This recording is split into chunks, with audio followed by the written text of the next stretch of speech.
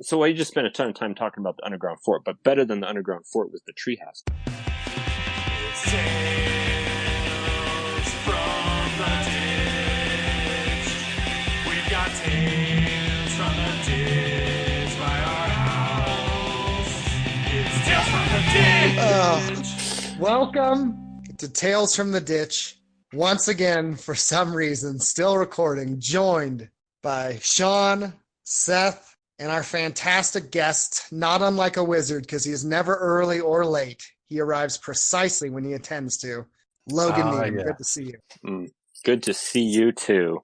I'm not seeing you. I made that part up. Yeah. There is video, but I'm not doing it. Oh yeah. I'm struggling with bandwidth as it is. I look basically the same, kind of like a homeless miner. Not like a young person, but like a guy, a prospector. Like a prospector. There you go. This is actually a new thing since the last time you were on the podcast. You have an incredibly full beard. That is true.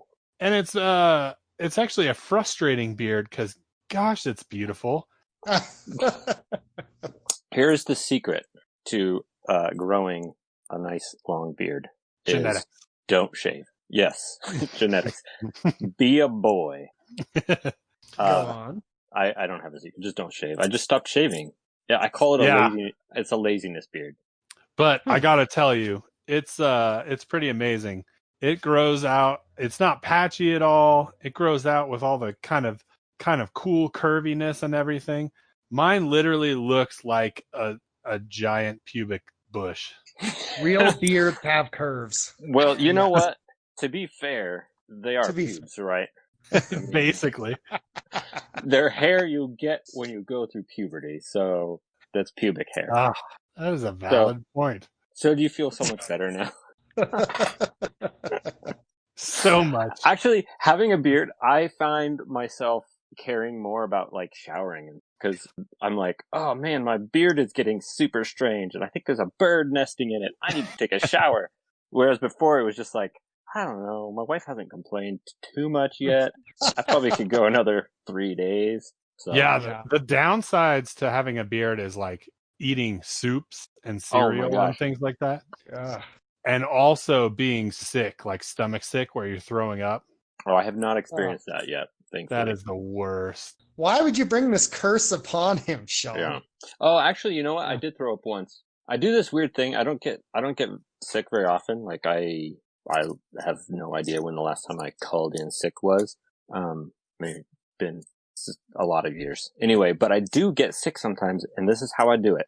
It's super random, and I don't know, but I highly suggest this be the way that people get sick, is I feel totally fine. I go to bed, and then I feel real awful, and I'm like restless, and I'm like, oh, I don't feel so good. And it's like 2:30 in the morning, and I wake up, and I'm all hot and sweaty, and I get out of bed, and I'm like, oh, I think I'm gonna throw up. And I go to the bathroom, and I throw up like it's the end of the world, and then I like brush my teeth, and I wipe my face down, and I go back to bed, and it's totally over.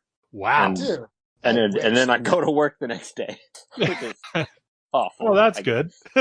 Yeah, so like I don't use sick days because I just do it. I just get it all done real quick, a couple hours. Very efficient. I think vomiting is literally the worst thing to experience in the world. I don't like it at all. I know so many people who are just like, oh, you know, I just need to throw up and get it over with if you're sick, or maybe they drink too much or stuff. I've spent most of my adult life just trying to avoid throwing up. Trying not to puke. I hate it so much. And I scream during vomiting. Does that happen to you guys? Oh! Yeah. Yeah. Oh, yeah. Kill me, God. Yeah. I yell at God and tell my wife it's her fault. I say, you did that to me. Hitting the toilet. Laying there. Oh, so terrible. It really is the worst. But I usually feel better afterwards. I don't know about other people. I mean, I guess unless you have some really terrible thing. That does suck. Oh, so bad. I've had, you know, where you're just like, oh, I wish I could just throw up so I could stop feeling like I need to throw up, you know? Yes. Like those are the times when you wish it upon yourself. But that doesn't always work for me. I've heard people say that, but it doesn't always work for me because the collateral damage that you do to your body, to your it's pretty abs bad. and your back and everything. Oh, yeah. terrible. Or just like that nasty, gritty feeling you get on your teeth after there's been like stomach acid on them. Ugh, yeah. Oh, I hate that. Or like, I always get it in my sinuses somehow. Ugh. And it's like the inside of my skull burns for like a day. It's pretty Sean bad. likes to run while he's puking, so he's running through the house puking, crying, screaming. It's pretty intense. I have done that before. It's so terrible. And I can't let people see me do it, you know? And so sometimes like I just barely make it to the bathroom in time. And this one time I did it and I just barely made it. And I was aiming and it was like projectile and I couldn't close the door and to the bathroom, and my son came and he didn't know what was happening. He was really young at the time, and he came and I was like, "Get out!" And I slammed the door on him and he started crying. I felt really bad. A sweaty pile on the floor. It's gotta learn. I have a gross throwing up story. I mean, it's not all that gross. I don't know if this is like too gross for too hot for TV. But I was like a kid, so it kind of makes it okay. I don't remember exactly how old I was, and I don't think I was actually sick. I don't know why I ended up throwing up. I think it may have been like, it could have been from laughter or something. Like one of those, when you're a kid and like just life is too crazy and you throw up. But it was like at dinner. It was at dinner time kind of, and I remember I had chicken and milk, and I kid you not, and I don't know why I had those two things as an adult. That sounds kind of weird, but the chicken and the milk came out my nose, and I was blowing my nose for like 20 minutes, and chicken bits were coming out my nose. It was the weirdest sensation and not pleasant. But thankfully the milk kind of like, it didn't sting as bad because the milk, I don't know if the fats like neutralize the acids or I don't know how it's science, but it didn't hurt so bad. But it was like this awful thing of like having my sinuses filled with chicken bits. Ugh, yeah. Well, what was the milk challenge? Didn't there was some reason you couldn't finish it? The milk challenge, something about why scientifically it'd make you puke, just all that milk in your stomach. Yeah, it's like the lactic. It would curdle, and the lactic acid like sends some signal to your mind saying this is poison. I never tried it. I don't know that I could drink a gallon of anything. Like I could do a gallon of beer, but sure. I mean, you have an hour, right? You have an hour right now. They say there's a trick to it, but yeah, let's do it right now. No, see, we would always do that. That was always like a fun thing when we were kids. I remember. You remember going to Krispy Kreme, right? Oh, yeah, but absolutely. I never did it. I always just made other people do it. And I don't even like watching other people throw up. So I would just like start the party and then leave early because I didn't want to watch it. You just want to induce misery. Something like cool. that. Yeah. That's cool. Yeah. Honorable. I want people to feel the pain that I feel all the time. Oh, that's good. Goodness. It's like backwards empathy. Yeah, exactly. Sociopath? Crap bastardry. Crap bastardry. I also never did the cinnamon challenge thing. Oh yeah. But that looked pretty awful too. Yeah. Like a full spoon of cinnamon. I'd like to think that I could like keep my composure and not breathe it and like handle it, but I probably couldn't. That's the trick, I hear. I think what I should do is I should practice at home alone when nobody's around and get really good at it. Be like the guy on Princess Bride who you can like eat poison. Yeah, just start instead. Iocane powder. I bet my life on. Instead, you just gotta have 911 dialed on the phone just in case. Then I could just be the guy who's like, "Oh yeah, try this," and then I could do it. Yeah. And the other guys couldn't do it, and it would be hilarious. But that's a good idea. Real power move. Yeah. His call history had like 10 attempts to 911 and then we got a subscription to Cinnamon Monthly. Goodness. Oh, signs up soul care with a pastor. They're asking the wife, what's the issue? You tell him. You and your cinnamon. Gosh. Oh dear. So ridiculous. This has been appetizing. We should talk about something. Well, what's even going on? What's of less substance throw up lately? worthy. Less gag inducing. So Logan, Yes. what's new with you? What is new with me? I live like new since I've been on the show, or new since I've seen you guys? New since you've been on the show. Wow, a lot. A lot. I live in a basement now. Love it. It's awful. No windows. Well, there's a couple windows, but they're not. We have a couple windows, but we have to be careful about how we use them because there's only a few. No, just like waving out the window willy nilly. Like, that's our one window. You got to like plan it, put it on the schedule. No doing dishes and looking out the window longingly at a free life outside. No. Oh no. Our sink faces a wall. Brutal. It's pretty fantastic. You know what's it's funny? It's really not as bad as I'm making it sound, but yeah. Your whole life, you as a kid and a teenager and a young adult, you're like, I got to get out of here. I don't want to be one of those guys living in a basement. But as you pass 30, basement living is actually pretty good.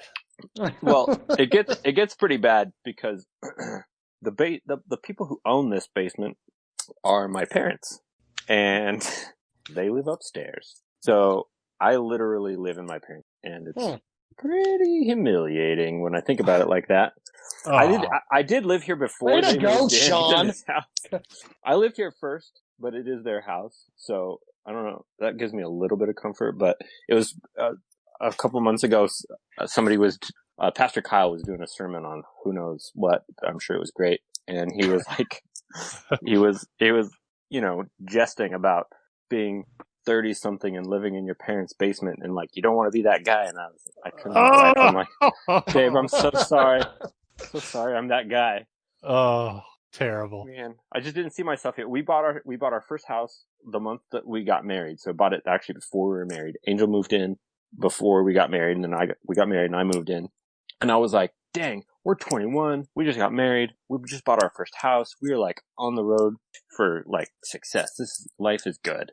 And if I were to if I were like draw my trajectory from there, I would have been in a much better place than I am now, but I'm not.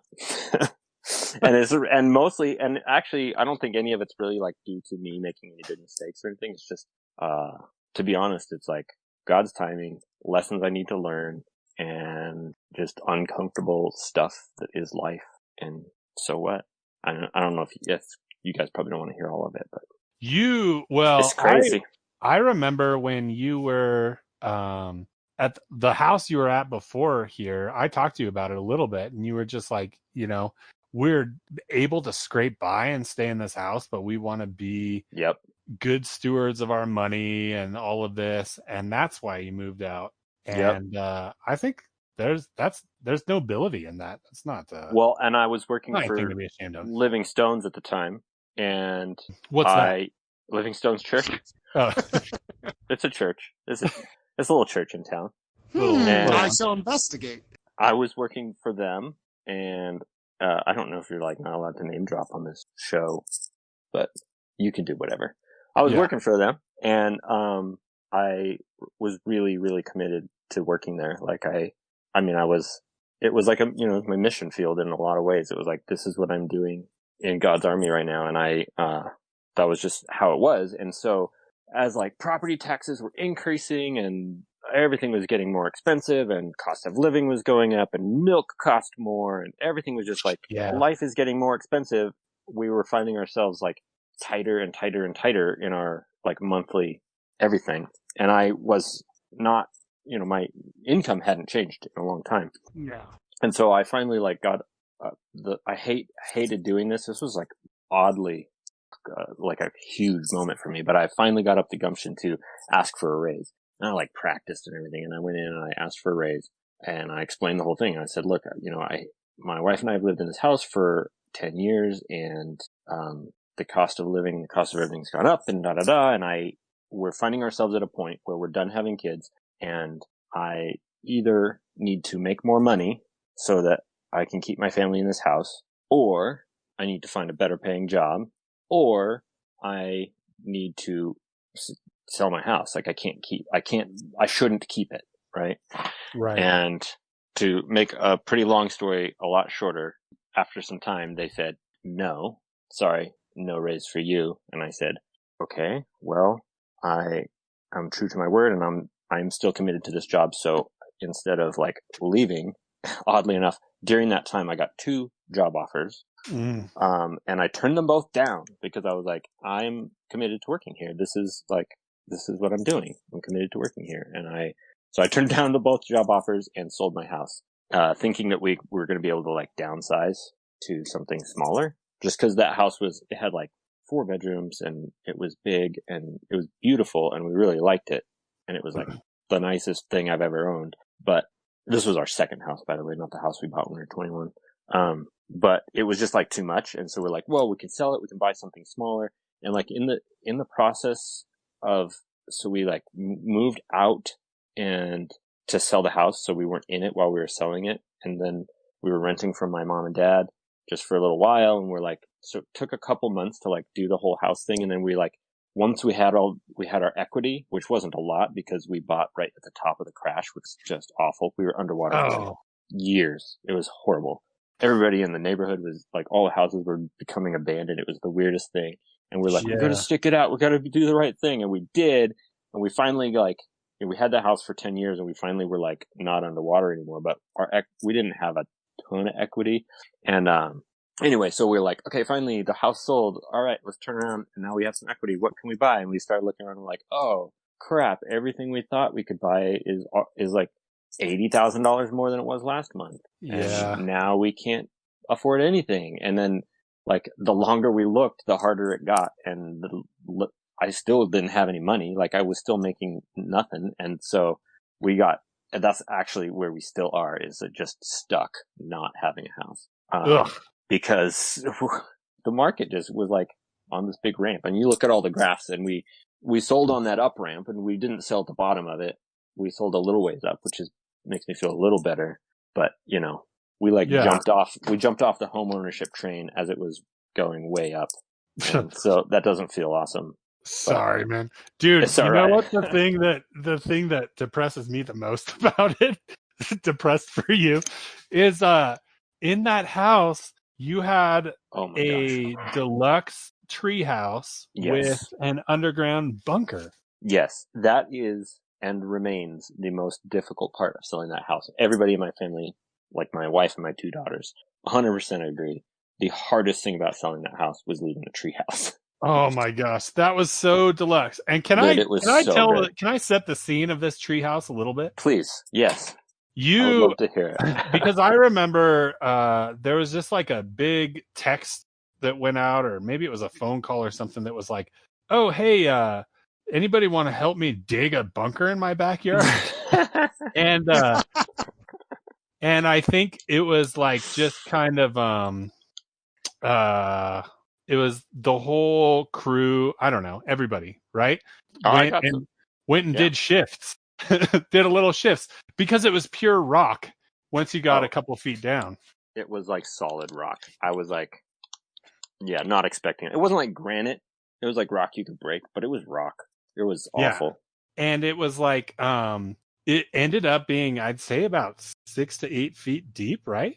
More than that. So it was the whole before I built the structure in it was 11 to 12 feet deep and 13 feet in diameter. And it was a round hole. Gosh. I mean, it's huge, like massive. This wasn't just like hey, let's build a fort.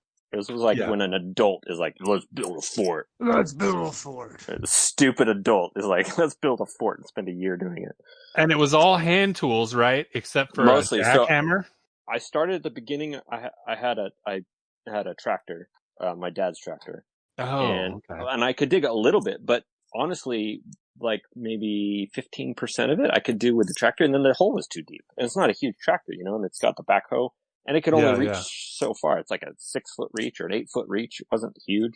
It was probably an 8-foot reach. And so I was like, all of a sudden I can't do it. So then I took my wheelbarrow and I welded like chains to it, and then I would use the tractor to put the wheelbarrow down in the bottom of the pit, and I'd go down there like a Israelite, and I'd throw rocks in the tractor, and I'd climb out, and I'd lift the earth in the wheelbarrow, and I'd lift the wheelbarrow out, and then I'd dump it by hand, and then I'd use the tractor to put down in. And that was tedious. So then I made this, what did I call it?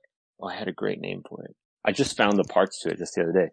I made this cool machine. It really wasn't a machine, but I'll try to make it sound more awesome than it was. Like a conveyor belt, right? Kind of. It was like these rails. So like I was down at the bottom of this hole. So I'm like, it's about 11 feet deep, and I'm trying to get rocks and dirt up 11 feet and out, and like not just right at the edge. I wanted to get it like out, and I'm alone. And so how do you do this? So I made this rail thing. It was like these two rails that just like 1-inch square tubing that I found in a dumpster because that's how I do.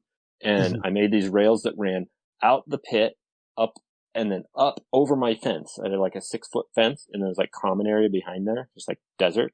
And then at the top of the rail, I made this little latch system. And then I took a bucket and I put a rod through the bottom of the bucket, and the rod would slide on this rail. It would ride on the rail. And at the very top, I put like a pulley thing. So I had this rope that went to the top of the rails down to the bucket, and the bucket's at the bottom with me. I'd fill it with rocks and dirt, and I'd grab the rope and I'd, hoist it with the pulley, and it would slide up the rail all the way to the very top. And when it got to the top, the metal rod in the bottom of the bucket would latch. There was this one-way latch thing I made. It would like latch in, right? Yeah, and then you let slack on the rope, and it would tip out away from me, and it would dump all its contents onto a wooden plank that was ramped out into the desert. It would dump it, and then I'd give it a second pull. You pull it again, and it would unlatch, and then it would slide back to the bottom. And so I just do like one bucket at a time, fill it, pull it all the way up, and dump it out, and fill it, and it was crazy. It was kind of nice because the hole was deep enough that I had shade most of the time. And it's probably those tailings that you left in the desert that got the fuzz called on you. Oh, it is. Yeah, I definitely got in trouble for the tailings at least once. Yeah, there's a lot of legality mixed up in the whole thing. I actually remember coming over, and this is something that has stuck with me ever since. When I came over, and you had just done the truss roof. Okay, You like welded steel basically into a big bike wheel, right? Yep. Yeah. Kind of. And and you said when you're not an engineer, just over engineer and you'll be good. And I've always remembered that. That's how I make everything now. I still do it that way, and it's worked out quite fine. I haven't died yet. From Papa Logan. Mm-hmm. And that was all made out of trash too. Every bit of it was all stuff I found in the garbage. So I made like this truss thing. So the room, so the people who haven't seen it understand. In my we bought this house. It was brand new, and there was nothing. It was like these little tiny puny trees, and I always wanted to build a tree house, but I couldn't build a tree house. So I was like, I can't go up. I guess I can go down. And so I'm like, I'm going to dig an underground fort. So I dig this giant hole, 13 feet in diameter, 12 feet deep, and then in the hole I built this. It's like a circus tent structure. It was like round, right? So it had these vertical. I used well casings that I found as like every 3 feet there was like a vertical pole, and then they were welded together with horizontal poles. And then on the top of that there was this truss system that I made, and all of that. So if you're standing in the room, and then I poured concrete in the ground as the floor, which actually was not. It was also free. It was grout. I went to like every tile store in the city. And I was like, hey, I'm doing this project, and I'm just looking for like any grout that you guys aren't using or don't want, or like a custom dye lot that's you're not going to use. And I drove around and threw thousands of pounds of grout in the back of my Honda. And because I was like, wow, cement's expensive. Well, what's cement? And I started looking into it. I'm like, cement is Portland cement and aggregate. And I'm like, okay, cool. Portland cement and aggregate. Well, what's grout? Grout is Portland cement and sand and aggregate. It's the same thing. I mean, it's exactly the same thing. It just doesn't have the rocks in it. And so I added gravel to it. I mixed it like cement. I mean, no joke. There was purple and black and all these, cause they were like weird like weird custom grout colors that nobody wanted. And so I had all this grout. Anyway, so I poured this concrete grout slab, and if you're standing on the floor, it was about 6.5 feet or 6 feet 3 inches ish between the floor and the top of the bottom of the trusses. And then the trusses went up another 2 feet or so. And then there was space above that, and then in the dirt, and then my lawn. And in the end, I mean, I put a lawn over the whole thing, and it's actually still there. Yeah, I believe the statute of limitations has dried up. So you Yeah. so you had some city inspector come out and tell you that you had to fill it in, right? Yeah. So I was partially done with it. It was still an open pit, and I had started to build this thing inside. And I had some neighbor at that house that didn't like me, and I never found out who it was. But there was at least one person who just had it out for me. And there's like story after story after story of like innocent things or stuff where I wasn't doing anything wrong, and like they would call on me. And I didn't see anybody else getting in trouble for the same things, but I was getting in trouble for them. So Yeah. I don't know. I was I think nice her name to my was neighbors. Karen. It probably was. I would shovel people's driveways, and like I was a nice dude. I didn't make enemies, so I don't know how it happened. But somebody didn't like me, called the city. I get a letter from the city saying, a cease and desist letter saying, you're building a wine cellar without a permit. And I'm like, who's in my backyard? Like, this is my backyard. There's not that many people can even see this. And so I went down to the city, and I had pictures of it and pictures of what I wanted to, like drawings of what I wanted to finish it as. And I'm like, and I tried to downplay it. I'm like, I'm just building a fort, you know? Yeah. And, the guy was really actually pretty nice. And he was like, look, here's the deal. The city sees it as a big liability. And because there's a hole and somebody could fall in it and hurt themselves. I'm like, okay, but it's in my backyard. He's like, I know, but it's what the city says. And I said, okay, so what do I do about it? And he said, well, you need to fill it in. And I said, okay, what else do I do about it? And he said, well, here's the thing I can do. Cause they wanted me to like pay for engineer. He's like, well, or you can get an engineered stamped permit plan for it, and then pay the fines for not having it in the first place. Oh, get it all approved, and then pay for a permit, and then finish it. And I'm like, are you kidding me? I have like $7 in my account. Yeah. Like, I'm sorry. I had hitchhiked down here. And so I was like, is there anything cheaper? And he's like, well, the cheapest permit I can sell you is a grading permit. And it's like, I forget, it was like $5, which allows me to move dirt with a tractor, basically. Allows me, which I don't know why you need a permit for that, but whatever. So I was like, he said, here's the deal. He actually went, how did this go? Oh, so the first guy I was talking to went and actually got his supervisor. So in the end, I was speaking to at least 1 or 2 levels up. So I felt pretty good about this. And he was really nice. And, he said, here's the deal. That hole needs to be gone, and we need to inspect that it's gone. And however you make it gone is up to you. But I will sell you a grading permit, and I don't want to know how you make it go away. Don't tell me. Here you go. And so I like got the $10 grading permit, and he was like, nudge, nudge, wink, wink. You can finish it and cover it up, and we're going to send an inspector. And if he catches you, you're in big trouble. Yeah. And if he doesn't catch you, then you're home free. Or you can fill it completely with dirt and, waste the last 7 months of your life. And, everybody's fine. We're still going to send out an inspector. And so I'm like, oh, I've got this dilemma. And I was at the finish line. I was like 90%.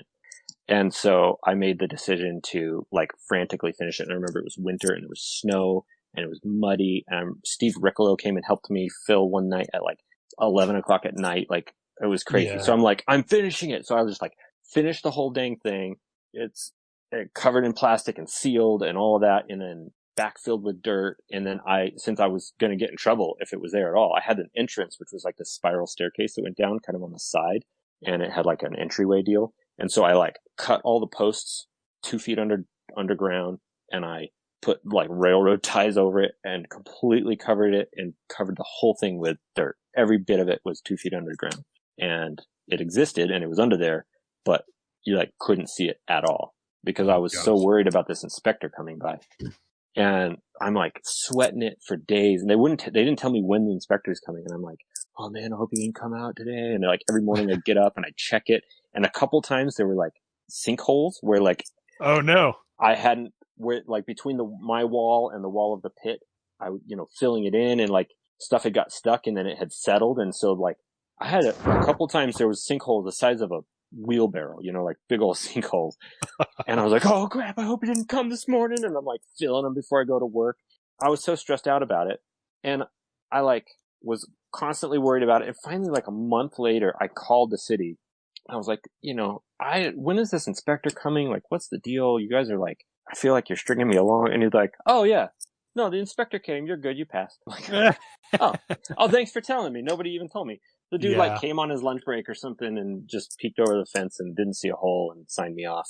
Oh, and so awesome. I was fine. So then the city was like, oh, there's no hole anymore. So now I'm paranoid that they're going to find my giant backyard hole. So I didn't want to just dig it up and uncover it because I knew I have this enemy neighbor somewhere that's spying in my backyard who's going to call it. In the shadows. Yeah.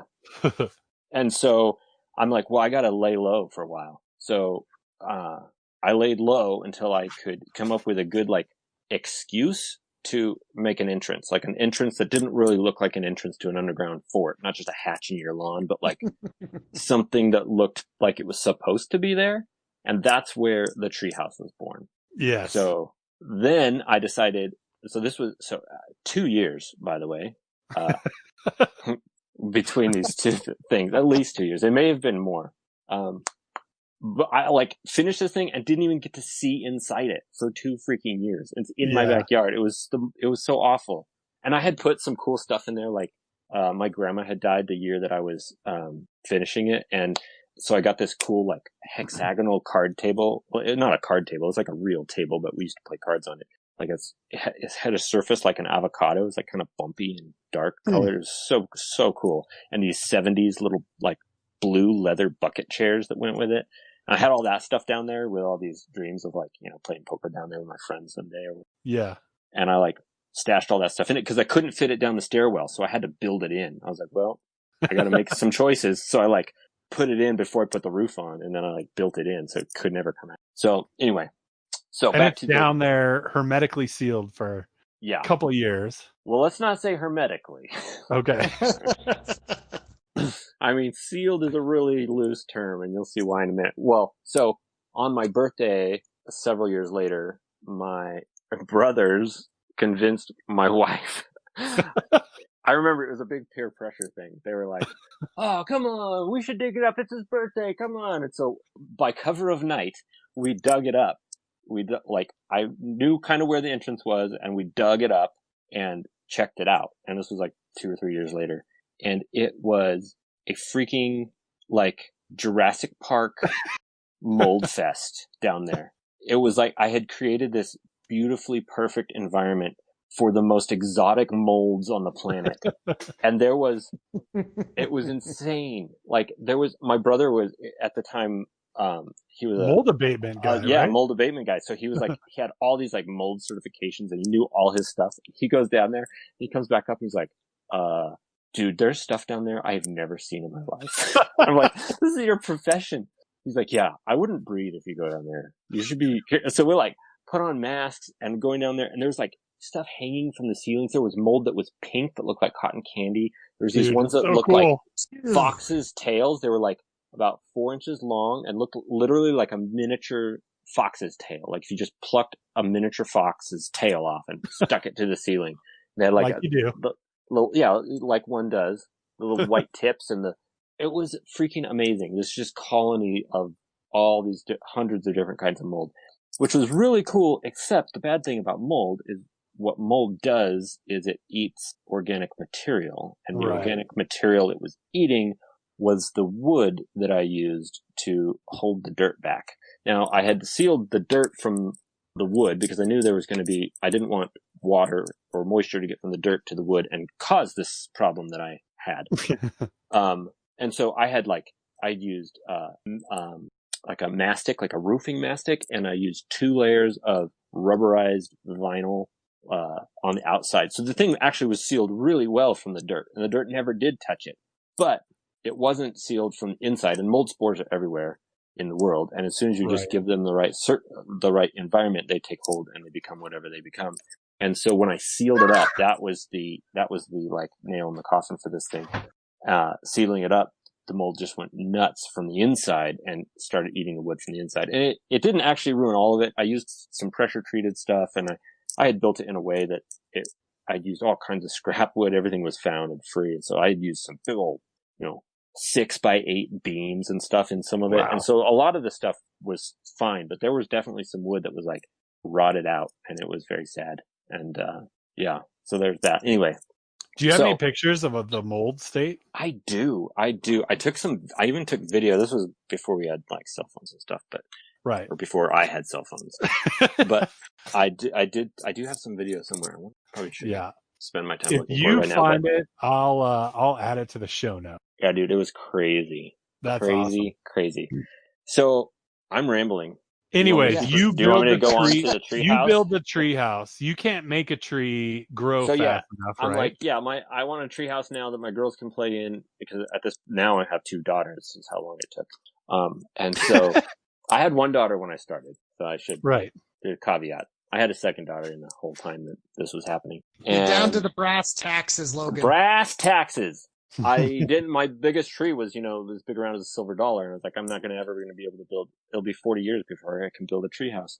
I'll build my own tree house. And then I was like, well, the tree house would be this big fake tree stump. And you can go in the tree stump and you go up to the tree house, or you can go down to the underground fort, the underground layer. I'm like, brilliant. I've solved all of my problems. Like the Lost Boys from Peter Pan, basically, right? Yeah, exactly. Yeah. Except, cooler in Reno. I don't know about cooler. Probably a little less cool. So that was kind of the idea. Ultimately, I decided to not actually have it. So I did make this amazing tree stump thing, and there's a door in it, and you go in and you go up to the treehouse. But I actually thought it might be a little dangerous. I actually didn't want my little 3-year-old girls playing down underground without me knowing where they are. And so I built this tree stump thing, and then off the side of it I built this little gnome shack thing. It's cute little shack with a curvy roof that I would pretend that I was gonna store my lawnmower in there or something, this little thing.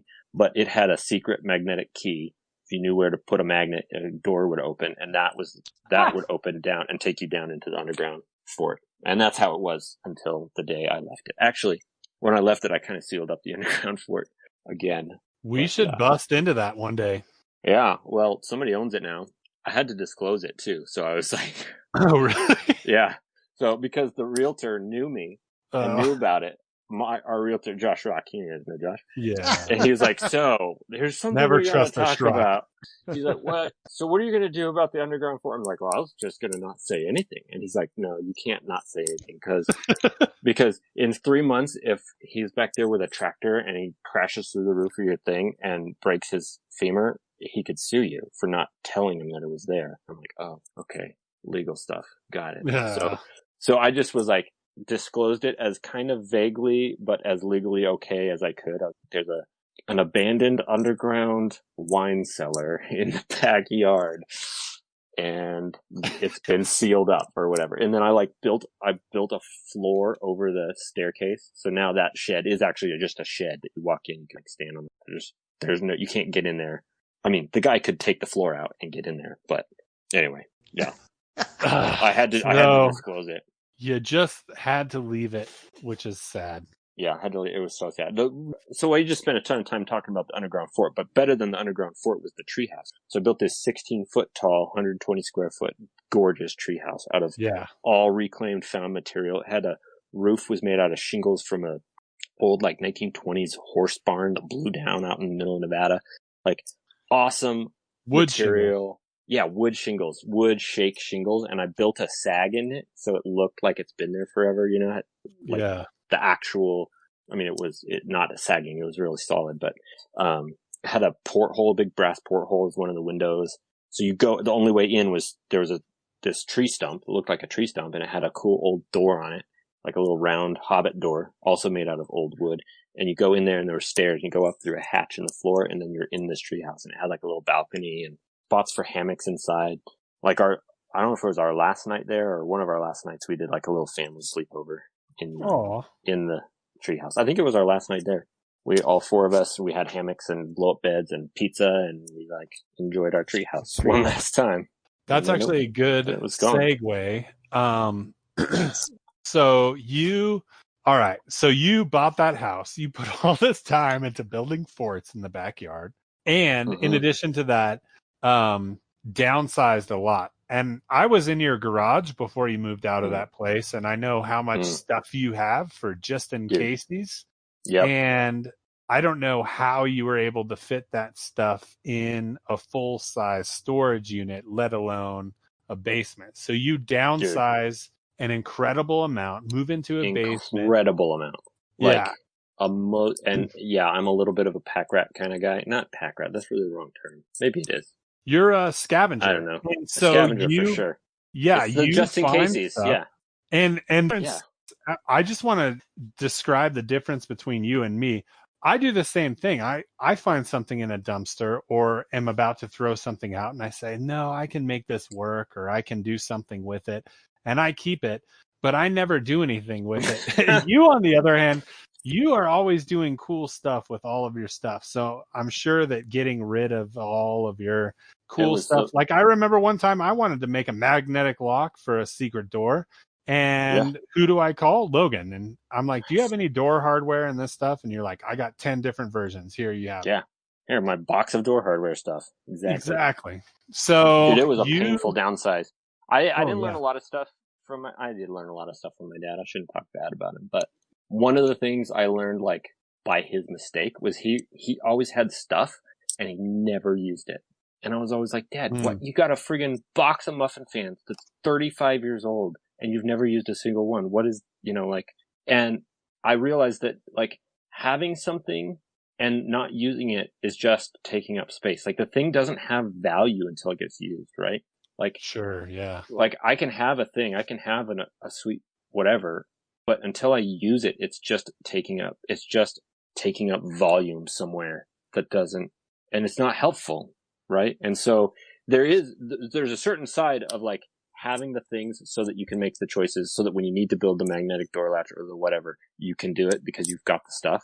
Because there's nothing worse than being like, well, I don't know, there's worse things. That's a stupid privileged thing to say, but it's awful when you're like, I want to build a thing, and you're like, oh, I had one of those deals, but I threw it away. I threw it away. Yeah. No, I hate that.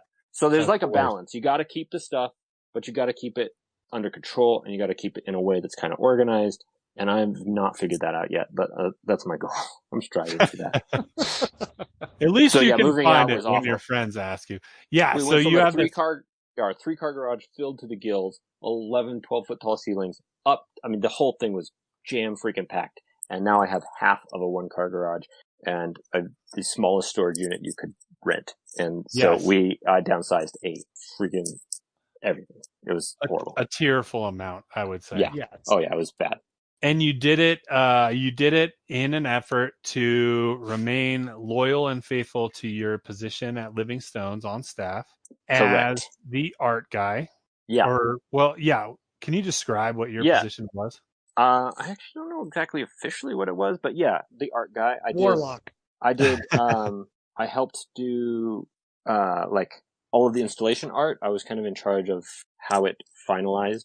There were people who helped me do some of the stuff, but, like, we have had at least, a good focus on, like, the aesthetics of beauty. And, like, if you look at anything in the world, you know that God cares about beauty. Like, look at a flower, or, right. the way a rock breaks, and you're like, dang, God's got this beauty thing on lock. Like, he cares. Like, it's clear that he cares. Like, why on earth would God make beautiful things that no human's ever going to see if he didn't care?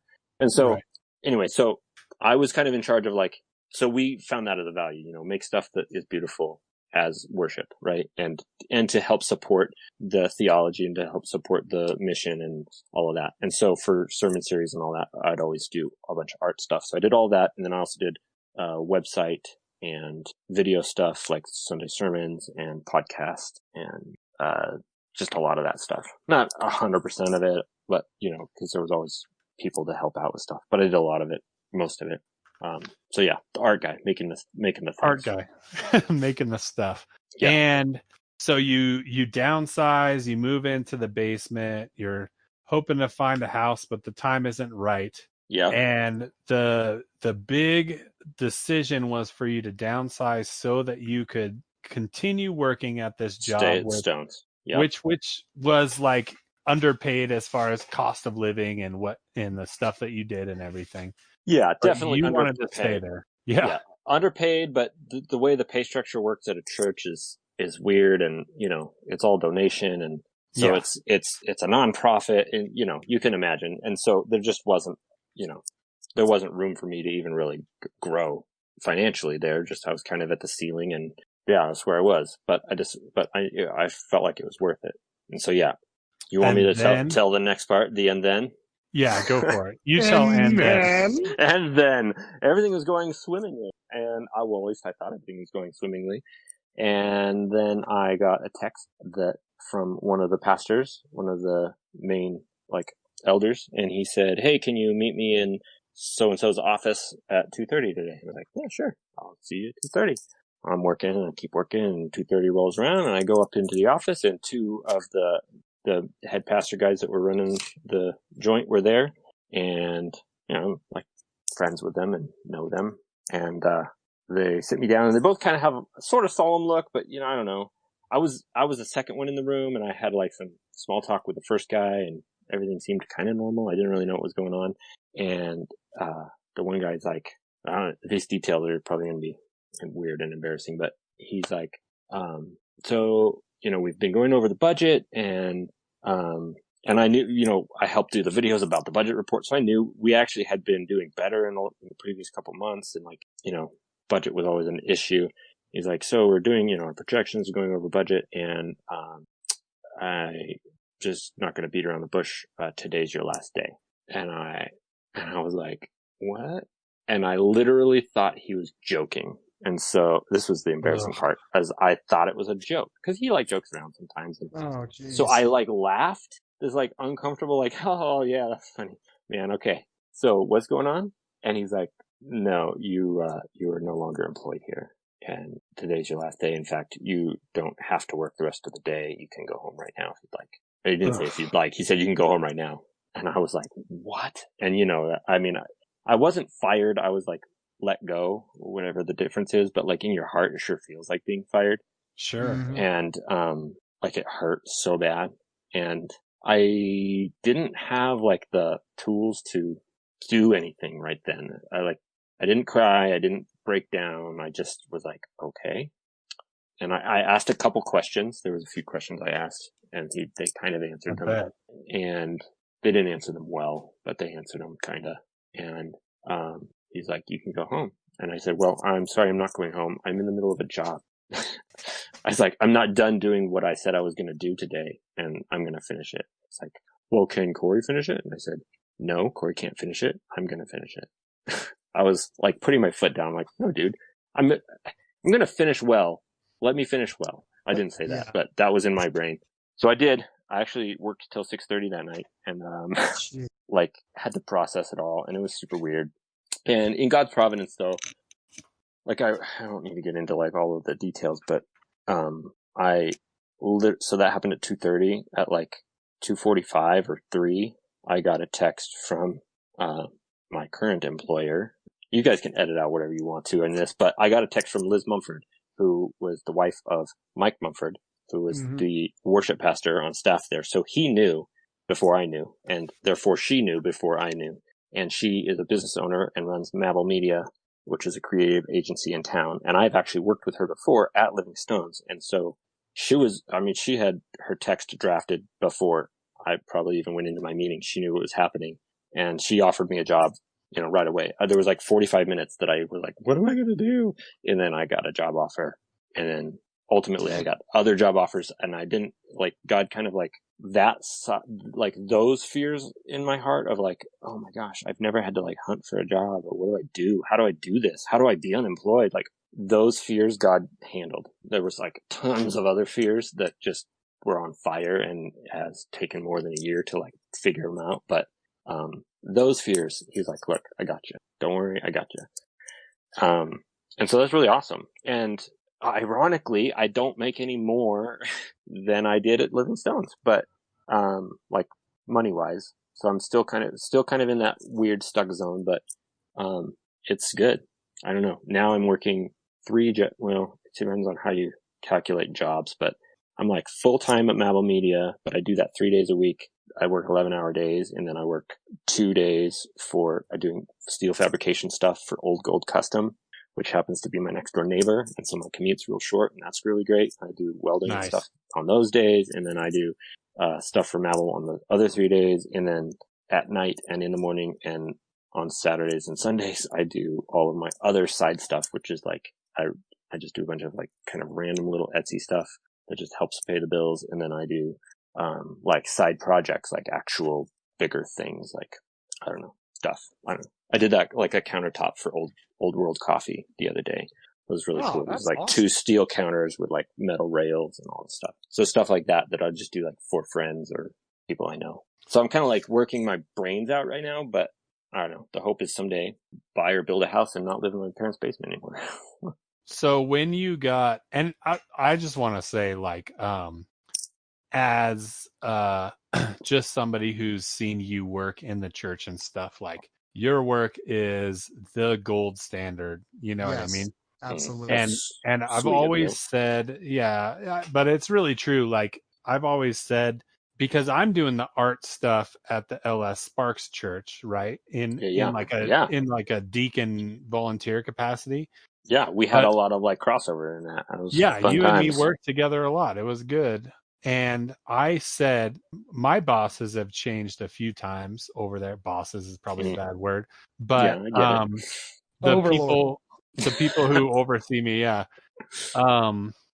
and I always say, first things first, I want you to know I'm not going to be able to do as good of stuff as Logan. I want you to understand that before I do this, because Logan is like a once in a lifetime savant. You cannot match him with whatever I have to offer. And they go, okay. And then I go, all right, I will go for another year of this. That's sweet of you. It's true though, man. We loved everything. And, without getting into all the personal and political stuff that may have been happening, but also just the sake of the budget and how things were going. When you found out you were let go, did you flip anybody off and leave the church and stop tithing? No. And I should clarify, I was let go because of budget reasons. I don't know if I said that. It wasn't like I did anything wrong. They were we are, and it was. You definitely didn't disqualify yourself or do anything inappropriate. It was one of those like very homeless people in your backyard. It's not you, it's me kind of breakups. Yeah, they still hurt, But yeah. So I struggled with that. So yeah, did I flip anybody off? No. I was mad. I was really mad. I went through a whole amazing array of feelings that I didn't know I could feel right away. So at first it was just kind of like shock and kind of anger. Like I was mad because it felt unjust. I shouldn't say kind of anger. It was anger. And that day, the day that it happened, and I was like, I gotta still work. I've got to finish this thing. I at the end of the day, I had to run out for like a quick out of office meeting, just for a side project thing. And then I was going to come back and finish it. So I left, and usually everybody's kind of cleared out of there at like 5:30 or so. So I left and I came back at like 5:30, and, Pastor Craig and Pastor George were standing in the foyer talking kind of under their breath awkwardly. I mean, it was, everybody knew at this point, it was kind of the thing that everybody was talking about. And, your weight, talking about your weight, my weight. Yeah. They were like, I could friggin' thankfully Krispy Kreme left, but I don't know what is wrong with him. So I had to like walk past them, and I'm like, oh my gosh, what do I do? And so I just did the most awkward possible thing. I'm like, I walked by and was like, gentlemen, which is a weird, like, I don't know why I would say that it like sarcastically or as a joke, but I would never say that seriously, but I did apparently. Apparently when I'm under stress, I'll do weird things. So I was like, gentlemen, and I like walked past and I like hustled downstairs, and I was working in the basement at the time. And I'm like, oh, I don't even know. And I'm like working. And then like 10 minutes later, not even that, Pastor George came down, and this was like pivotal. This changed the trajectory. I think this interaction changed the trajectory of how I handled this whole situation. He came down and he's like, hey man, I'm not, by the way, he wasn't one of the ones that let me go. He was just a secondary party. He said, I'm not here to like solve anything. I'm just here to let you know I fully think that this is shit, and I'm sorry. And I just want you to know that I care about you and that it sucks.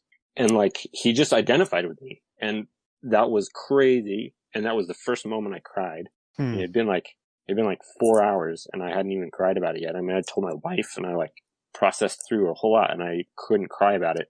And he just like drew alongside and was like, look, dude, this sucks more than, like he was saying, like, this sucks. I know it sucks more than I can even know, but I want you to know that I know it sucks and I care. And like, that's all he had to say. He didn't have to like do anything crazy. And, so we like cried together a little bit. And, you know, he's like a friggin' ninja when it comes to making me cry. Yeah. And, but that was really good. He was like, you know, you need to, and he's like a friggin' amazing dude. I love Pastor George.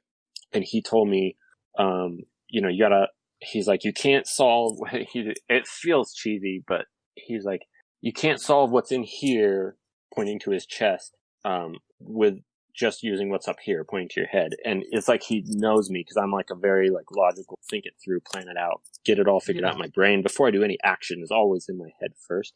And I think he knew that like that was going to be what my go-to was, just like bottle it up, think about it for 155 months, and then then have some feels about it. And I was like, and he's like, no, dude, you can't do that. You need to like get it out somehow. So talk to somebody or write it down, like just your feelings, and they can be right or wrong. Doesn't matter. Just spill it out. I was like, okay, that's weird, but I don't journal or anything. But I took his advice and I went home and I like wrote in this little book thing. I guess you'd call it a journal.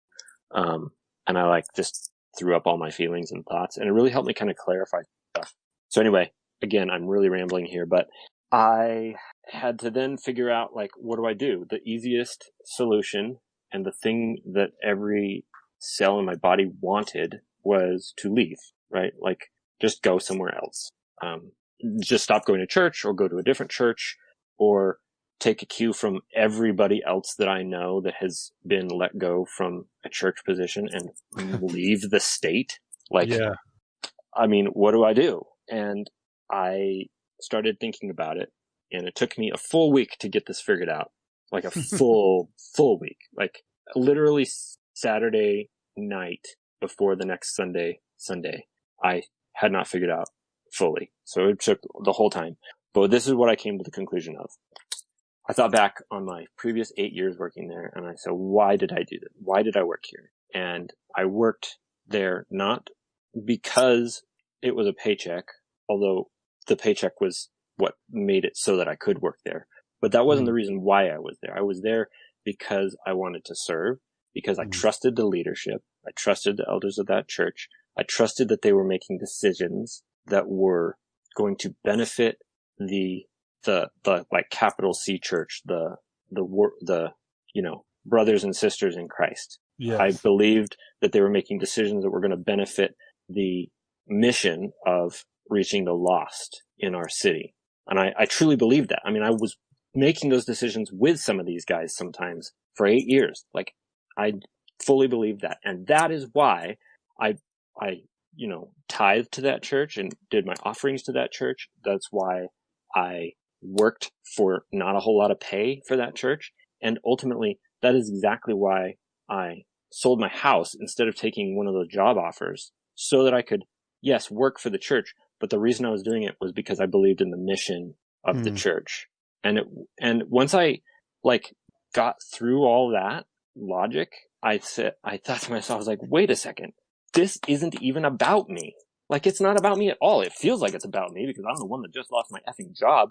But it's not about me. Like, the decisions to lay me off, that was done, and I trust that it was done with the health of the church in mind, right? They were looking into the future, and they were trying to make corrective choices now that would prevent bad stuff in the future for the whole church, right? And sadly, so I'm like, how can I willingly sacrifice for 8 years and say, oh yeah, I'll sacrifice for this church. I'll give my money. I'll sacrifice for this church. I'll give my time. You know, I'll sacrifice time with my kids or my family sometimes. I'm going to try to balance that well, but I'll sacrifice that for the good of the church. I'll sacrifice my house for this church. And then the moment I lose my job, I can turn around and be like, oh, I don't want to sacrifice that. Like, who the hell am I to say that? And once I realized that, I was like, oh, dang, me losing my job is a sacrifice for this church. And I just had to just reset my thought process and say, I'm not, you know, this is bigger than me. It's not about me. I'm like collateral damage, but this is just a sacrifice for the same church and the same capital C church. And I believe in it. And I believe that it's important. And so I friggin' hiked up my big boy pants and did the hardest thing I've ever done. And I went to church Sunday morning. It was like my first time in 8 years going to church, not as an employee. Like, ugh. I didn't have to be there early. And I fully hoped to and intended to like sneak in, sneak out. We actually ended up being late, not on purpose, but just because life was weird and hard and I was late. And so we like came in after most people were seated, which was like kind of a relief. Nobody saw me come in. I can sit kind of towards the back. We can just like do the church thing and leave and I can get out of here. And, it did not work out like that. I was ready to, and like at the very end, we're like leaving, but I had noticed this dude. His name was Moses. This black dude from Canada named Moses, who had shown up the week before, was his first time at church, at our church. I think maybe at any church, I'm not sure. And I had met him the week before during the greeting or whatever, when I was still on staff, ironically. Right. And he was just like kind of uncomfortable, you know, and you could tell. And he was like sitting alone and nobody was talking to him. And I was like, I can't just like not say hi to him. I'm the only person he met last week. And I'm the only person that knows he's here this week. I need to like at least just shake his hand. And so I stuck around for the extra 30 seconds to shake the dude's hand, which I'm glad I did. But that like opened up the gates for like all the people that I knew that were like, oh my gosh, how are you, to come over. And then I like got there and cried with everybody for the next hour. I mean, gosh, it was crazy, but it was really cathartic. Honestly, it was like, you know, people like Pastor Nathan and Pastor George and, you know, just staff that I worked with and deacons and people I didn't work with. And I got a lot of really interesting feedback. I did not expect me going to church to be a thing. Like I was like, this is cool. I'm just going to like skate in, skate out. And this doesn't matter. I'm just doing this because I feel like it's the right thing to do. And I just had no freaking clue that it was going to mean so much to people. Yeah. And like all of a sudden everybody's like, oh my gosh, I can't believe you're here. This changes everything. And I'm like, what are you talking about? This changes everything. This is like stupid that I'm here.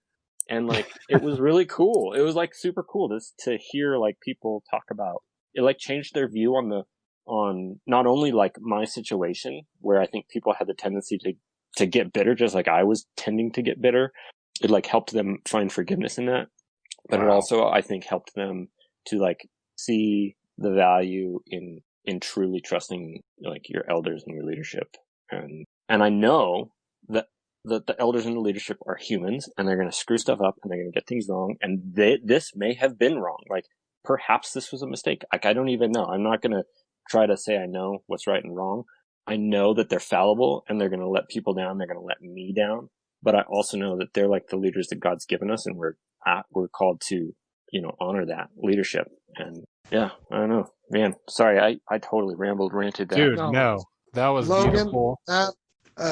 So I have to say that story is probably the most encouraging thing I've heard in the last 4 months. Like I almost didn't want to do the podcast tonight because I was so depressed today. I've been so discouraged, and literally hearing you speak, like so honest, so humble, like as a pastor, like I'm trying not to cry because it literally, I went, this like it is what a Christian looks like. Like as a pastor, it's just, I look at the negative often, or sometimes the losses, and dwell on it. And this literally, as you're speaking, I was like, this literally encourages me as a pastor, like lifts a burden off my shoulder a little bit of not taking away from the pain, not taking away from the loss, or the fact that, yeah, maybe it was a mistake or any of that.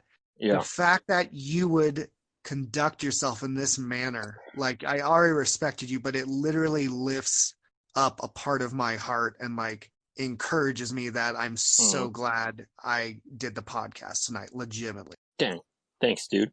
Well, I'm glad.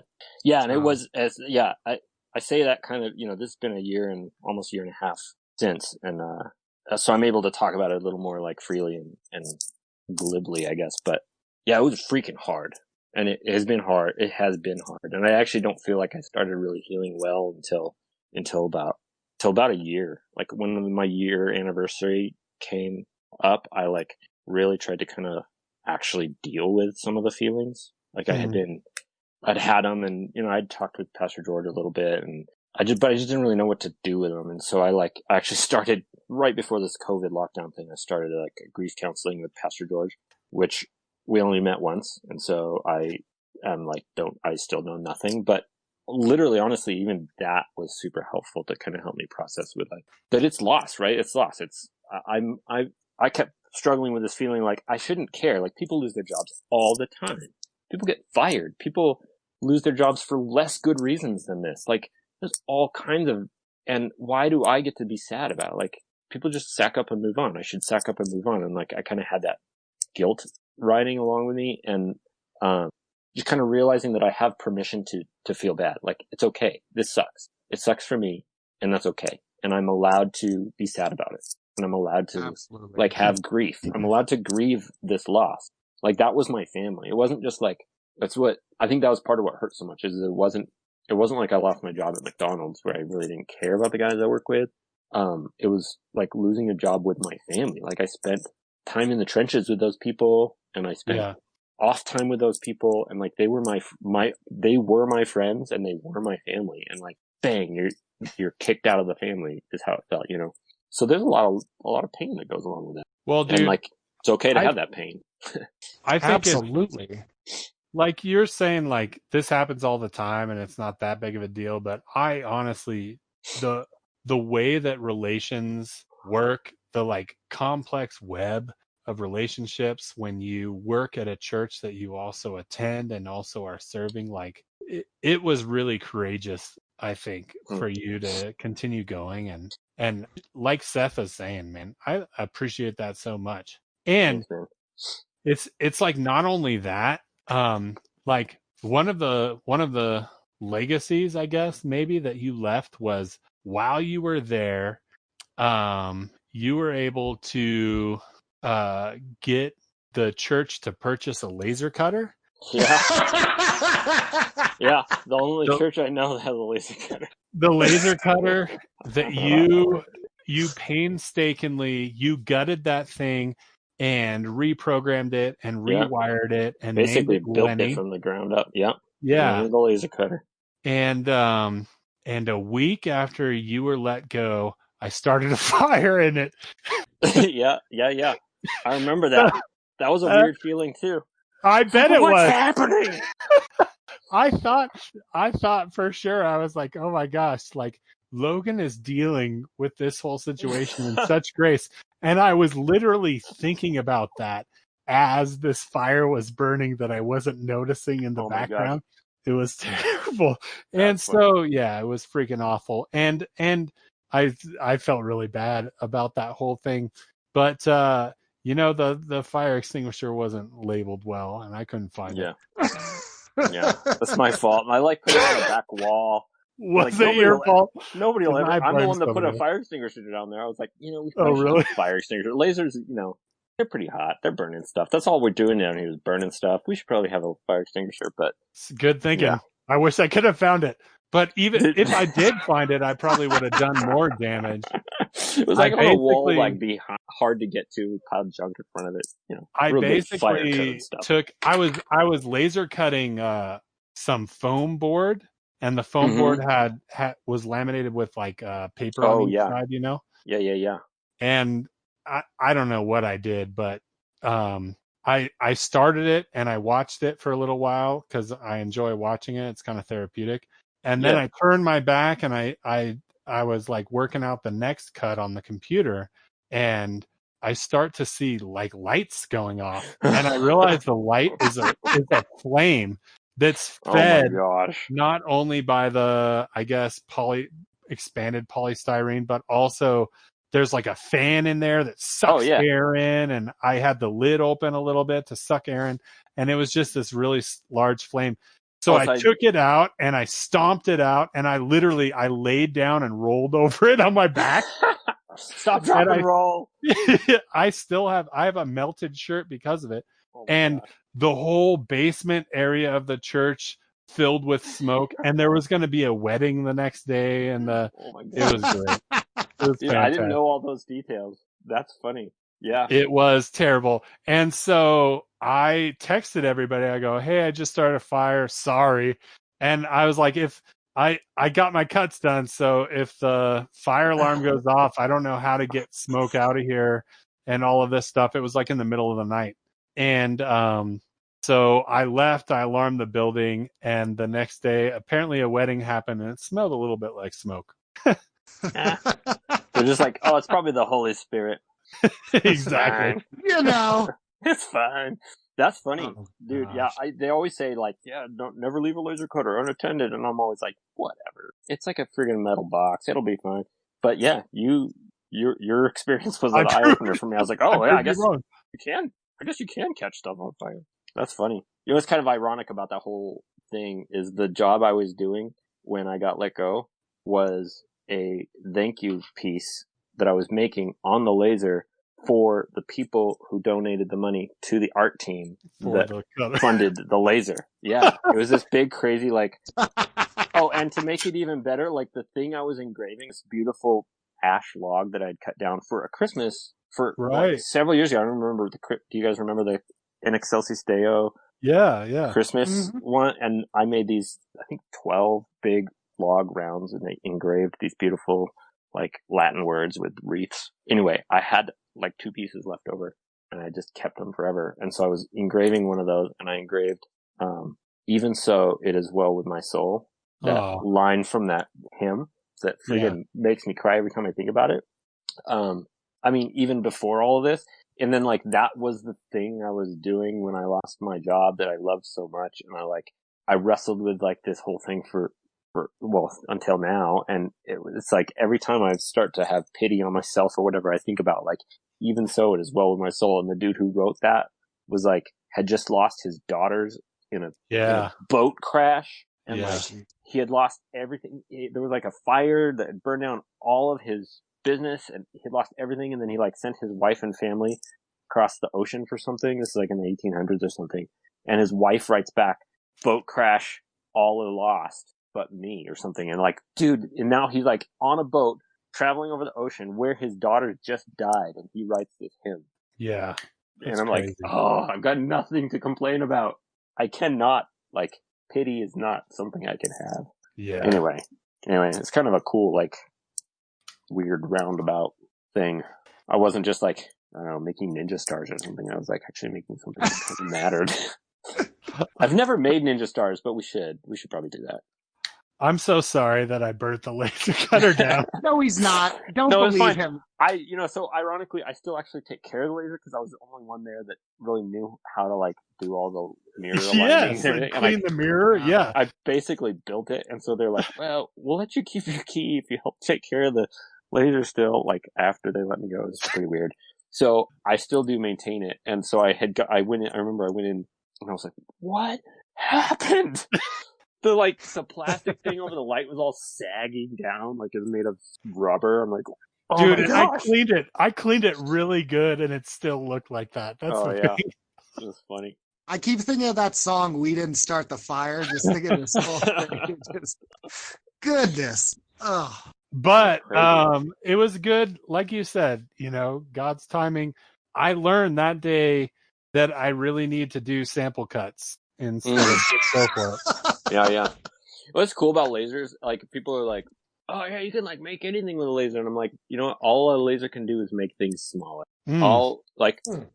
It's destructive, right? It's destructive prototyping. I don't know what. There's probably a word for it. It's fancy, not but additive. All I can do is take stuff away. I can take stuff away in a careful manner and make cool things out of it. But all I'm doing is taking stuff away. They're like, oh, yeah, lasers make neat things. Lasers burn things. That's what they do. They ruin lives. That's another thing. Another Logan wisdom I'll never forget. There you go. Lasers just make things smaller. That's right. Not like 3D printers. Exactly. Craziness. Well, that was heavy stuff. That is heavy. And I think it's good, though, because literally we've all experienced several things in the church community where, something doesn't work out, or somebody gets fired, or something happens where the budget doesn't come in and somebody has to be let go. And it's not an encouraging thing, but somehow through all of this has truly been an encouraging thing. And you're on to bigger and better things. That's crazy. Well, you're doing different things. You are doing cool stuff right now. I'm doing some really cool stuff right now. There's actually some really, I'm thoroughly enjoying, what I'm doing right now. It's good. I don't know if it's my future or if it's going to be how I can pay for my kids' college or whatever, but it's at least I'm really enjoying it, and I'm doing cool stuff. I'm getting to be creative still, and ironically, I'm still making stuff for churches. Literally just today, I just finished up a big, awesome, actually, probably one of the cooler things I made. I made this big wall for RCF, Reading Christian Fellowship. So they had this big blank wall, and they wanted their missions. They wanted to do missions stuff. So I designed this cool wall with mountains, metal signs, and it was really cool. I literally just finished it before I called you guys. Oh, so nice. I still get to make stuff for churches, which is kind of fun. Yeah. Oh gosh. Well, and the beautiful thing about it too is that sorry, as you are doing a job, I guess what you could call a secular job, you are still able to serve God in that way. Not that totally. Serving God when you're making a sign for a non-church is less valuable or anything, but still, it's still cool that you're able to do that. Totally. I actually had been kind of having it's not a crisis by any means, but that was something I had kind of struggled with working at a church, was we talk about be a witness in your workplace or whatever, and I'm like, dang, my friggin' workplace is, nobody wants to hear what I've got to say about God. Yeah. They've all heard it before. So I'm now in this place. Now, Mabel Media is pretty awesome because most of the people there are Christian. Not all of them, but most of them are. And it's a really very comforting Christian environment. But my other jobs are with people who are not necessarily believers, right? And so it's kind of a neat, opportunity that I just haven't had in almost ever, of being a witness to the people I work for or with. And so I'm it's new to me. So I'm trying to figure out how that looks and trying to, work well. Work as if you're working under the Lord kind of stuff. And what's cool is you're doing pure creation, which is honestly God's big thing. Yeah, you know? Totally. We're created to create, right? We're made in His image. Yeah. He is the creator. He made a bunch of little creators. That's what I get so frustrated when people are oh yeah, I'm not artistic. I can't make anything. I'm wait a second. I bet you anything. You drew all kinds of pictures when you were a little kid, all kinds of whatever. And what happens, sadly, is you get to be some age. I don't know what age it is, and you 26. draw a dinosaur. You draw a dinosaur and your mom goes, "Oh, is that corn on the cob?" And your heart hurts. And then you're I can never do this again. And you're literally, these little kids just stop. And they're I'm never going to draw again. And it literally happens. And it's so sad. And then they become adults who are I can't draw. I bet you haven't even tried to draw. I'm not a very good artist, to be perfectly honest, with a pen and pencil. I mean, I can do stuff if I put my mind to it, but does not come easy to me.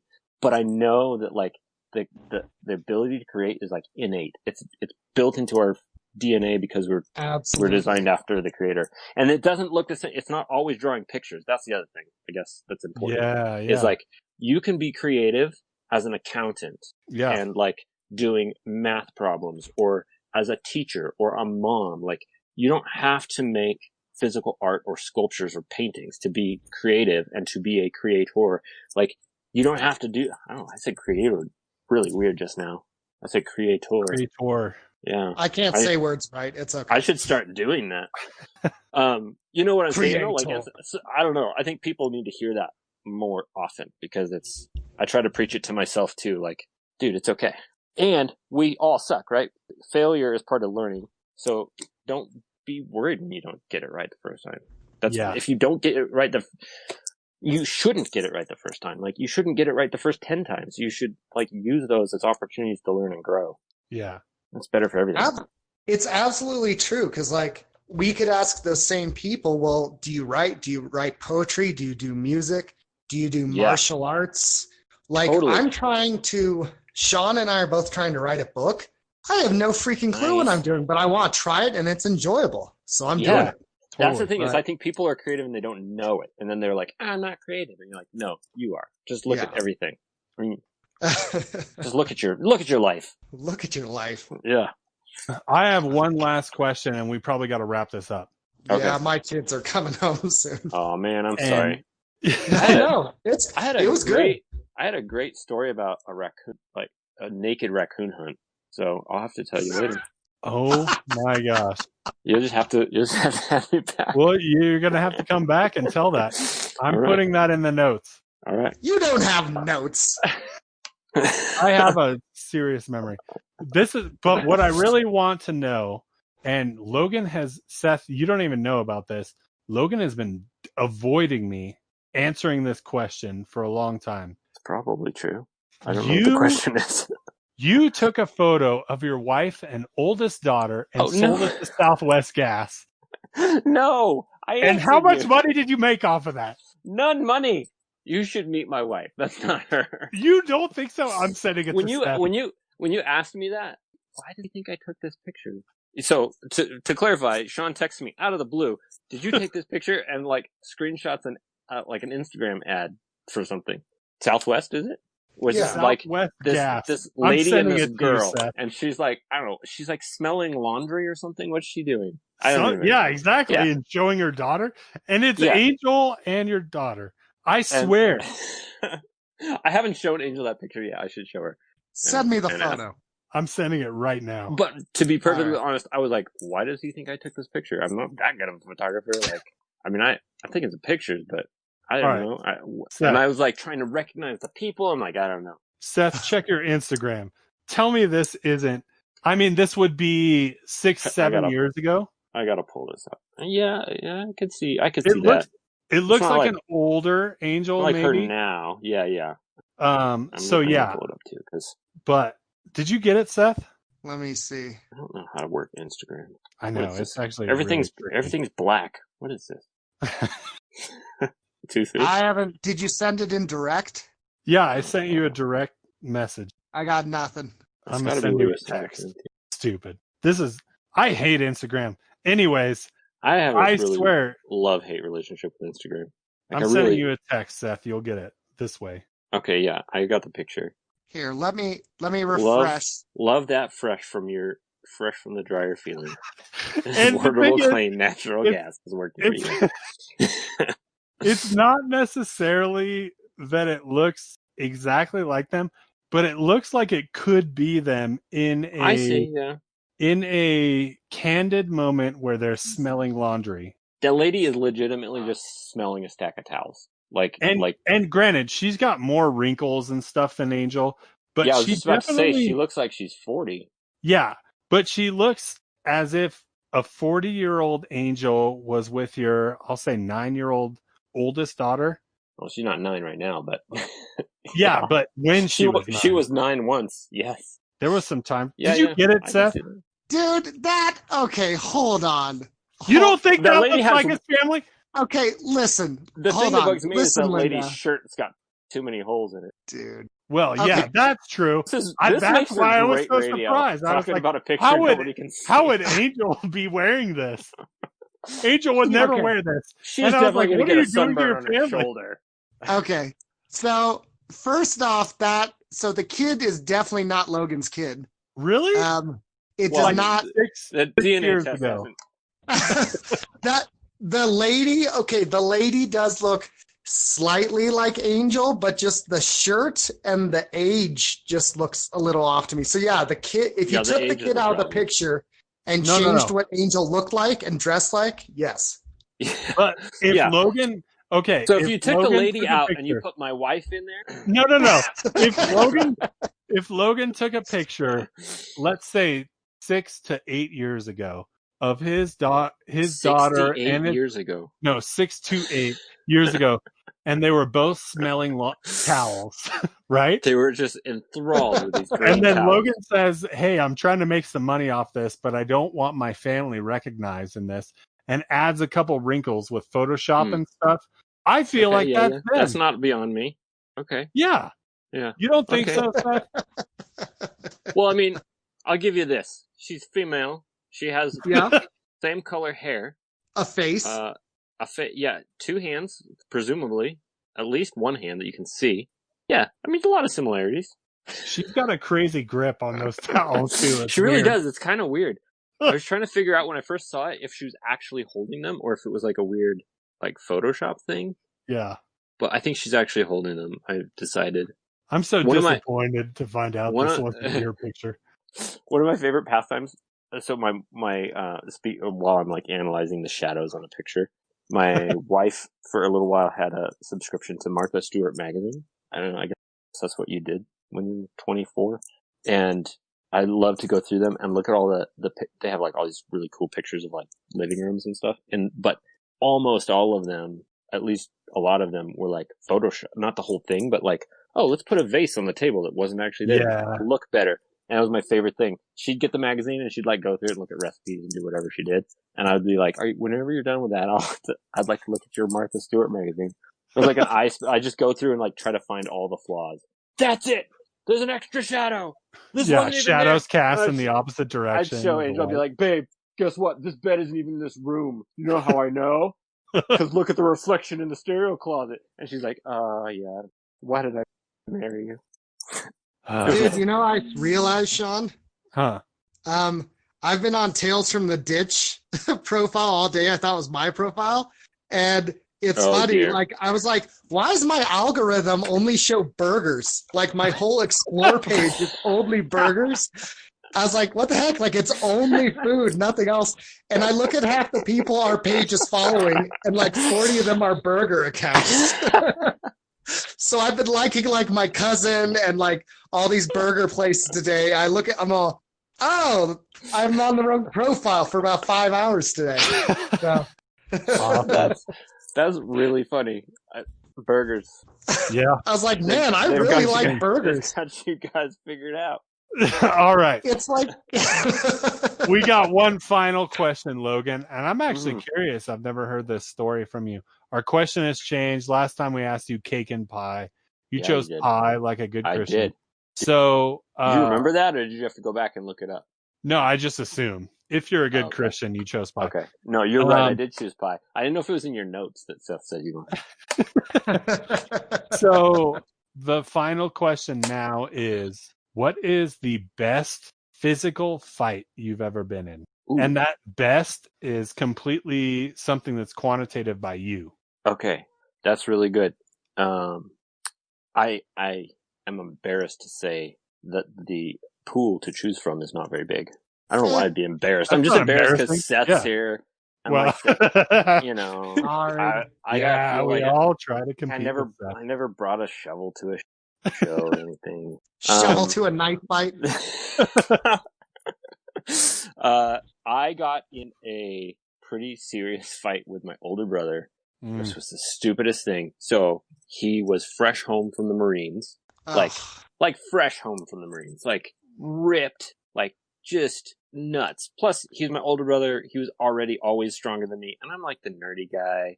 I've been to a gym a couple times, and it was on accident. And like, I not the kind of guy that, you know, you get the picture. And in fact, the story will tell you even more. So I don't know what he was mad about, but he was mad about something. And I was like, he was in the Marines. He was in the Marines. Yeah, he was. That's like he had like this awakening in his life, and I really love him now. But before that, he was just a very mad person. And this was in the mad person stage of his life. I concur. Yeah. I think Seth would concur as well. He was always really mean. Dude, he was mean. He was grumpy. He was awful. But he changed. He's such a sweetheart now. He went to Burning Man, to be honest, and changed him. But anyway, that's a different story. So I was on my laptop, this sweet laptop with like 10-inch screen. Ooh. gray blocky thing. It was like hello 2.5 inches, 3 inches thick when it was closed. Really sweet machine. And I don't even remember how I got that thing. And I was using AOL. It was way back in the day. And I don't know what I was doing. I was probably like trying to do homework on it. And he was mad about something and like trying to get my attention. And I was like blowing him off. I don't even remember what it was about, the first part of the argument. And he's like yelling at me and I'm like yelling at him. And I'm sitting there on my computer and he comes over with I think it was juice. He had like a cup of juice. And he like holds it over my keyboard and is like threatening me and yelling at me. And I'm like yelling right back at him. And he goes to like pretend he's going to pour it, but he pours it. And he legit poured like half a cup of juice into the keyboard of my like prized possession in whatever year this was, 100 years ago. And I freaking lost it. I was so mad. And I'm like, why did you do this? I like jump up. And so then I'm like the idiot, like 112-pound kid who thinks I should like actually physically accost my Marine brother. And it did not go well at all for me. Like, he probably was laughing the whole time. You know how older brothers like laugh when the younger brother's like going 110%. And it's like, he's like just kind of holding me there. I should ask him how this is from his point of view, but we were like going at it and like, I mean, I couldn't hurt him. So I was like doing everything I could and I was so mad and I'm like screaming and yelling and he's got me and we're like, we go up against the wall in his house. We were renting a house together. So I was like 17 or 18 and he, goes up against this wall and he's like got me and we like both fall and I have bad shoulders and I dislocated one of my shoulders. And it was just like, I lost so hard. Like I lost before I even started. I lost all of it. And I lost so freaking hard. And then I like dislocate my shoulder, completely useless. And I was just mad. I was so mad. He like destroyed my computer. Whatever I was mad about him in the first place for, that too. And then dislocated my freaking shoulder. And like, I was so livid. Anyway, that was like, don't pick a fight with your Marine brother. Yeah. I mean, I didn't even pick the fight. Tell me about it. But like, oh, dude, it was awful. It was awful. Oh my gosh. So, seriously, when my brother came home on leave from the Marines, it was just for a weekend. It was like 6 hours in, we got into a physical confrontation. But you probably held your own a little bit. I mean, I remember times, and you were a little more scrappy than I. He was like, I don't know what it is about the Marines, but like he had put on weight and I think he was going to go on a date with a girl and he kept saying comments to me. I said, yep, but it doesn't make you taller because I was 2 inches taller than him. So I remember he grabbed me or something and that's what happened. He tackled me and my mom was yelling at us and he was trying to like push me down. So I tried to pull his shirt over his head. Oh, that's a good move.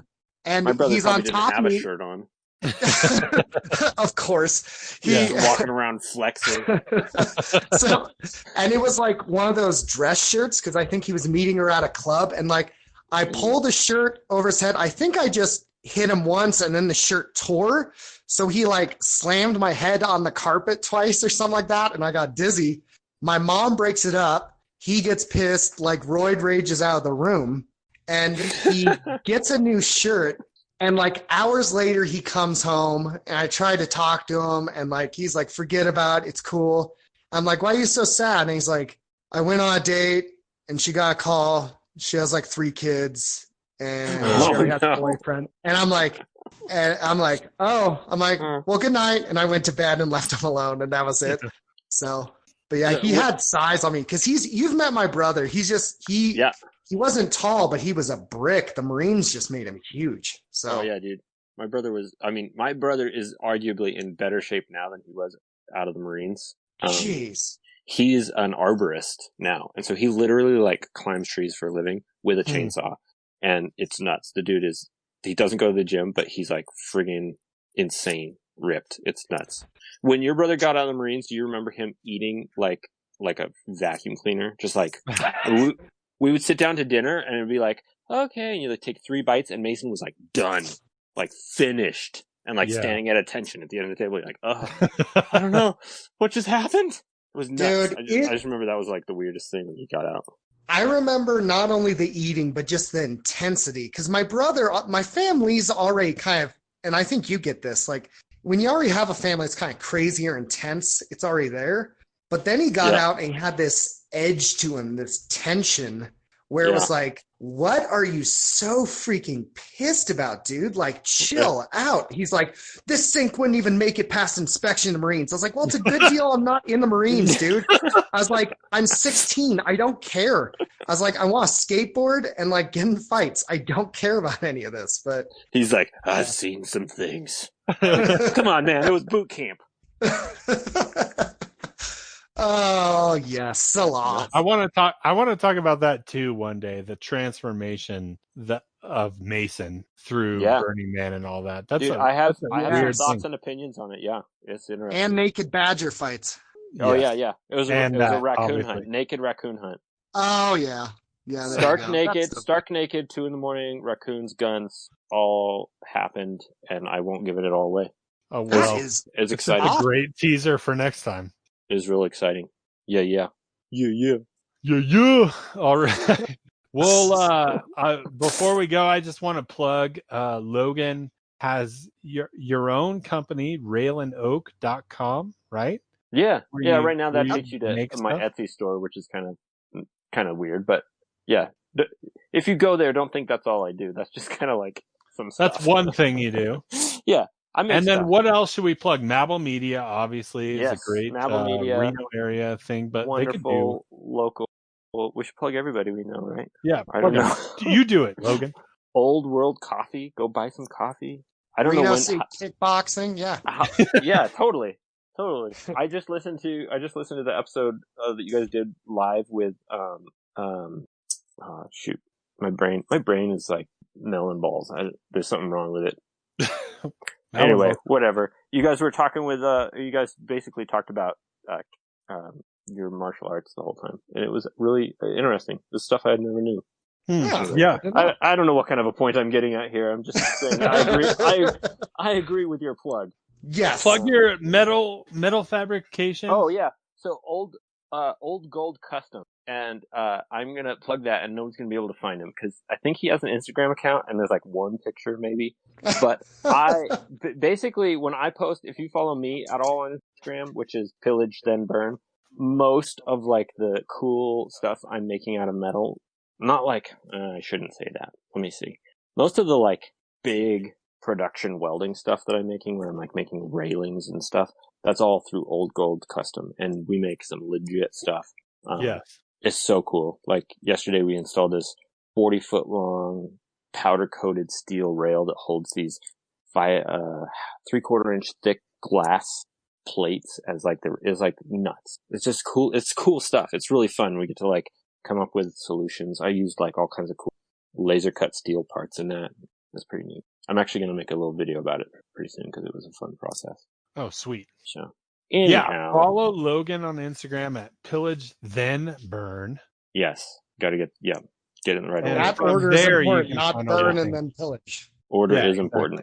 I started using that name when I was doing more a lot of programming, and the order it is important when you're programming, and that was always just kind of on my mind. That's funny, pillage then burn, and now it's just like what I use because nobody else uses it. Because if you burn first, there's nothing to pillage. Exactly. So yeah, I get it. You got to do it right. As a pirate. Yeah, or Viking. Whatever you are. Yeah, Viking. Yeah, Mongolian. Yeah. Wait a minute. Politician. They just do barbecue. Hold on. No double talk on this podcast. Well, all right. Yeah, dude. Thank you for coming me on. Sorry I didn't bring an amazing saw blade machete. Hatchet this time. I forgot to mention that this was virtual, but last time you were here, you brought us an amazing thing. It's still on our wall here. I love it. I show it off to people all the time. I made a mount for awesome. It. I did think about making something else, but I should just tell you that I did make something else. Yeah, you guys wouldn't know. Yeah, exactly. Sorry. Here, let me take that back. You can edit this out. So I made something even cooler for you. Oh, sweet! I But can't I'll wait probably to get never give it in to person. I made one. Oh, I'm just gonna pay you 12 doubloons for it. Oh wait, I have an important message. I forgot about this. Yes. Let me see. I don't know if I have to quote it or not. Let me see. Okay, no, I don't. It's from Judah Marie. He says to tell you that he says Haldo. Haldo. What? I don't know. He said it's a reference. Is that a Last Jedi reference? Peasant's Quest on Homestar Oh, Runner. yes. Oh, yeah, Peasant's Quest with Trogdor. And I love Homestar Runner, but I don't remember that part. But oh my gosh. Oh, that was from Judah? That's from Judah. Of course it's from Holland. They're only one step above the Schrocks. Are you guys? You should have Judah on sometime. Have you had him on before? We had him on once. Caught up. Okay. We should have him on again. He's the best spoken Holland. I like Judah. He's all right. Yeah, that's all right. He doesn't listen. We can say whatever we want. All righty. Well, I guess we'll close it down. Logan, thank you again for coming. Please support Logan. And that's it. I'll just say, zip it up. Zip it out. All right. That's it. Awesome.